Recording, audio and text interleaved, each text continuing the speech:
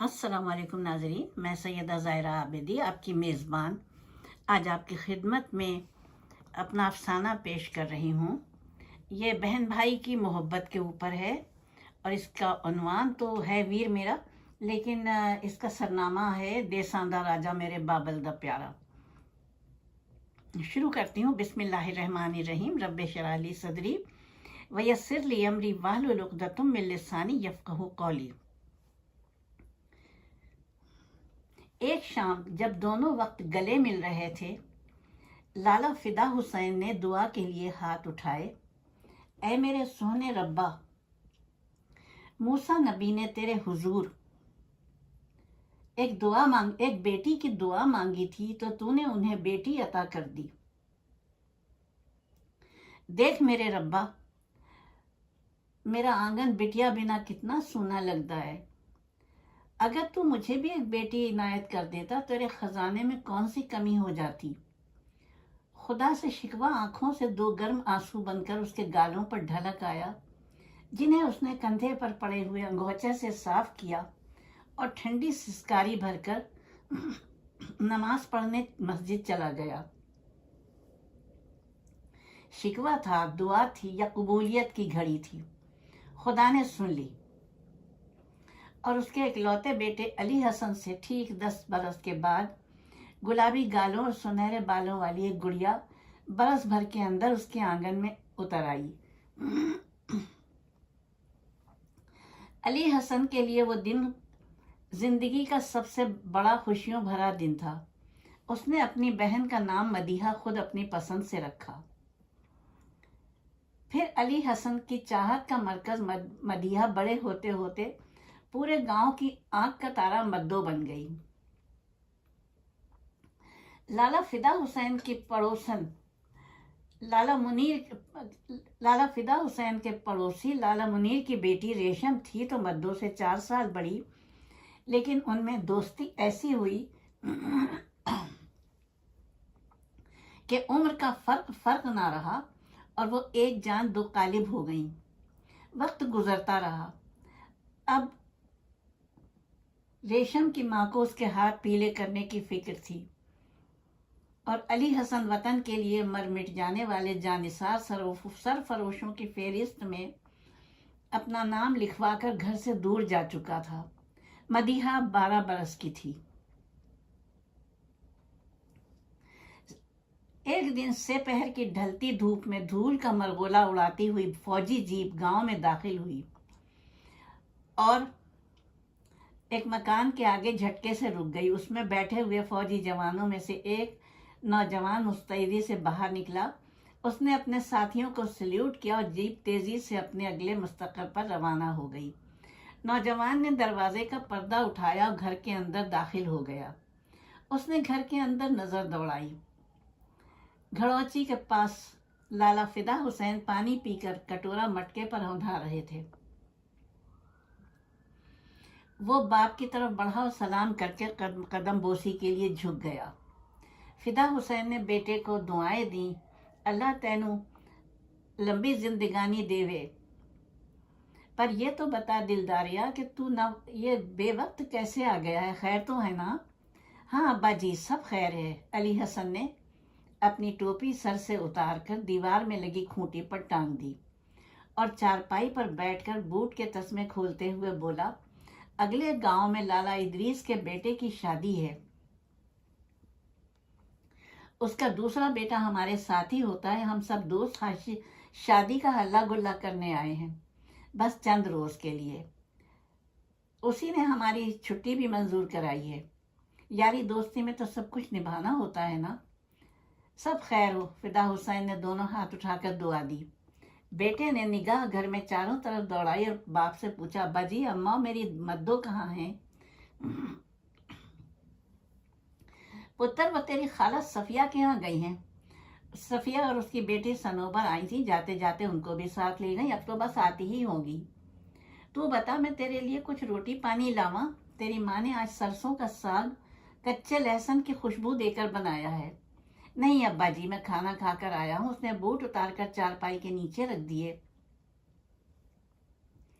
ابا جی اس وقت تو غسل کر کے آرام کروں گا، اتنے میں مدو اور ماں آ جائے گی۔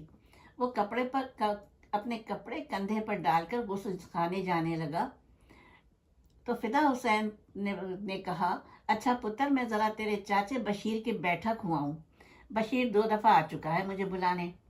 فدا حسین نے باہر گرا لی اور علی حسن نہا دھو کر تازہ دم ہوا۔ پھر سونے گھر میں راستے کی تھکن نے اسے جلدی آ گھیرا تو وہ آرام کرنے کی غرض سے کمرے میں بچھی چارپائی پر لیٹ گیا اور سونے کے لیے آنکھیں موند لیں۔ ذرا سی دیر میں لالا منیر کی بیٹی ریشم نے گھر کا پردہ اٹھا کر اندر جھانکا اور آواز دی، مدو، اری مدو کہاں ہے؟ پھر وہ دروازے سے آنگن میں آ گئی۔ دیکھ تنگ نہ کر ورنہ چٹیا پکڑ کر ماروں گی۔ اس آواز کے ساتھ علی حسن رخ بدل کر سیدھا ہو گیا۔ علی حسن ابھی سویا نہیں تھا، چاہتا تو جواب دے سکتا تھا، لیکن نہ جانے کیوں چپ سادھے آنکھیں موندے لیٹا رہا۔ شاید اس لیے کہ چند روز پہلے ہی لالا منیر کی گھر والی نے ریشم کے محلقہ کبوتر جیسے گلابی پیروں میں ننھے گھنگروں والی پائل ڈال لی تھی۔ وہ جب چلتی تھی تو محسوس ہوتا تھا جیسے مست کبوتر دائرے میں چھما چھم ناچ رہا ہو۔ پھر یک بارگی چھما چھم پائل چھمکاتی علی حسن کے کمرے کی چوکھٹ پر آ موجود ہے۔ علی حسن کو دیکھ کر ریشم کے منہ سے بے اختیار نکلا، ہائے ربا، میں تو مدو کو دیکھنے آئی تھی۔ تو دیکھ لینا، علی حسن نے پٹ سے آنکھیں کھول کر اس سے کہا۔ وہ چھم چھم کرتی ہوئی گھر میں پھرنے لگی، کمرے، سائبان، اناج کی کوٹری، اور پھر دوبارہ علی حسن کی چوکھٹ پر آ کھڑی ہوئی اور حیا بار پلکیں جھپکا کر بولی، اماں بھی نہیں ہے، مدو بھی شاید انہی کے ساتھ گئی ہے، مجھے تو ملی نہیں، میں نے ناحق تمہاری نیند خراب کی۔ وہ جانے کے لیے سر جھکا کر پلٹی۔ علی حسن نے اسے آواز دی، ریشم۔ وہ علی حسن کی آواز پر یک بارگی پلٹ آئی اور کہنے لگی، آہو جی، تم نے مجھے آواز دی؟ اس نے کچھ شرارتی نظر علی حسن کی آنکھوں میں ڈال کر پوچھا، ہاں میں نے تجھے آواز دی ہے۔ کیا بات ہے، جلدی بتا، میں ماں کو بول کر آئی ہوں، جلدی آ جاؤں گی۔ ریشم نے بڑے ناز سے کہا، تجھے مدو سے بڑا پیار ہے نا؟ ہاں ہے تو، پر تم کیوں پوچھ رہے ہو؟ اس نے اپنے دوپٹے کے آنچل کا کونا ایک ہاتھ میں لے کر دوسرے ہاتھ کی انگلی پر لپیٹا، پھر بولی، پیار تو مجھے تجھ سے بھی بہت ہے، پر تو سمجھتا ہی نہیں ہے۔ اور یہ کہہ کر کل کل کرتی کھنکتی ہوئی ہنسی کے ساتھ گھر سے چھما چھم کر کے بھاگ کر نکل گئی۔ مست کبوتر اب علی حسن کے دل میں ناچ رہا تھا۔ اس نے وارفتہ جذبات کے ساتھ کروٹ لی اور سونے کے لیے آنکھیں موند لی۔ ابھی چند منٹ ہی گزرے تھے کہ مدو گھر آ گئی۔ مدیحہ نے اسے دیکھ کر پیار بھری چیخ ماری اور بولی، ویرا تو کب گھر آیا؟ اس کی آواز سن کر علی حسن اٹھ کر بیٹھ گیا اور مدیحہ نے اس کے گلے میں باہیں ڈال دی۔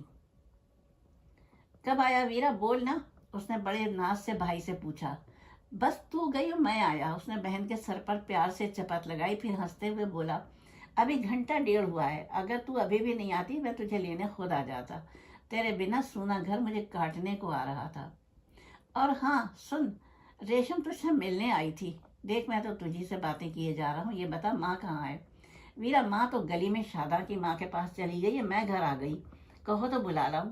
نہیں رہنے دے، ابھی خود آ جائے گی، تو ریشم سے پوچھ لے وہ کیوں آئی تھی۔ اچھا، میں ابھی آئی ریشم کے پاس سے۔ مدیحہ جپاک سے نکل کر ریشم کے گھر چلی گئی۔ مدیحہ کو دیکھ کر ریشم لاج سے چھوئی موئی کا پودا بن گئی۔ یا تجھے کیا ہوا ہے؟ اس کا یہ روپ مدو کو انوکھا لگا تو بے اختیار پوچھ بیٹھی، کچھ نہیں ہوا، میں تو سمجھی تھی اس کا کوئی پیام لائی ہوگی۔ اس کا؟ کس کا؟ مدو اب بھی حیران تھی۔ تیرے ویر کا۔ ریشم کا چہرہ گلابی ہو گیا۔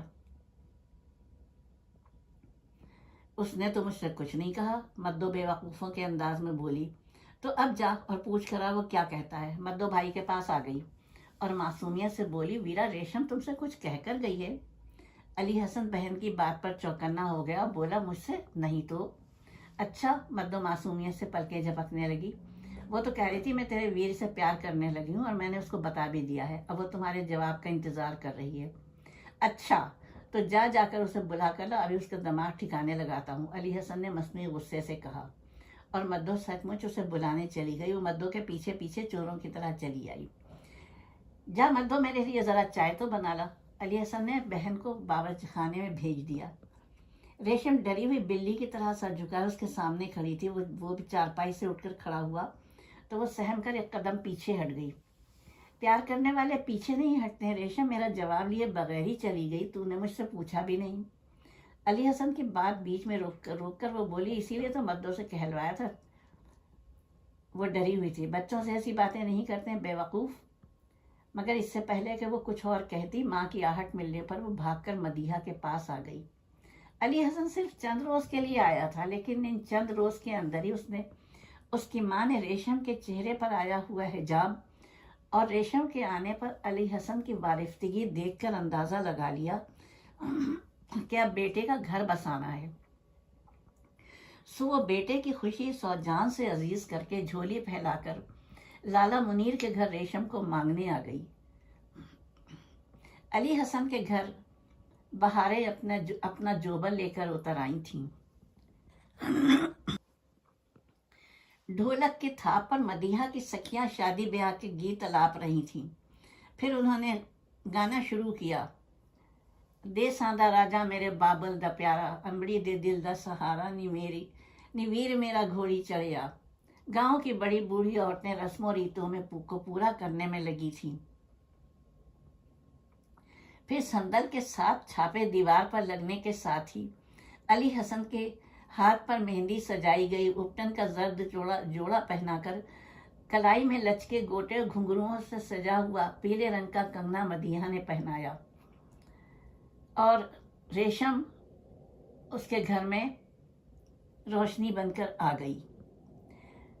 ریشم نے علی حسن کے گھر میں قدم رکھا اور ماں بننے کی سعادت کا نور اس کے حیابار چہرے پر اتر آیا۔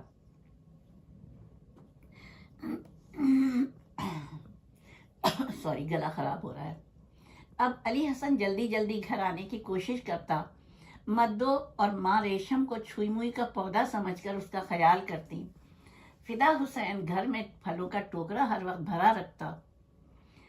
جیسے جیسے دن قریب آ رہے تھے، ریشم چاہ رہی تھی کہ زندگی کی سب سے بڑی خوشی کے وقت اس کا محبوب، اس کا شوہر اس کے قریب ہو، لیکن اوپر والے کی مرضی کس کو پتہ ہو سکتی ہے۔ بالکل قریب کے دنوں میں اس کے ریجمنٹ کے ہائی کمان کی جانب سے اس کو بلا لیا گیا۔ علی حسن روتی ہوئی ریشم کو بہت دلاسے دے کر کمرے سے باہر آیا تو ماں فدا حسین اور مدو سے اس نے الوداعی ملاقات کی۔ ماں نے ڈھیروں دعائیں دی۔ لالا فدا حسین نے اس کا ماتھا چوما اور مدو نے پوچھا، ویرا کب تک گھر آؤ گے؟ علی حسن نے بڑھ کر بہن کو گلے لگایا اور بولا، دیکھ مدو، میں بہت اوپر جا رہا ہوں، برف پوش پہاڑوں پر۔ اگر حیات رہی تو بہت جلدی، ورنہ نہ ویرا ایسی کوئی بات منہ سے نہ نکالنا، یہ سوچ لے اگر تجھے کچھ ہو گیا تو تیری مدو بھی مر جائے گی۔ ہشت پگلی، ایسی باتیں نہیں کرتے، تیری بھرجائی سن لے گی تو اس کا جی خراب ہوگا۔ ماں نے مدو کو ڈانٹا۔ مدو نے ماں کی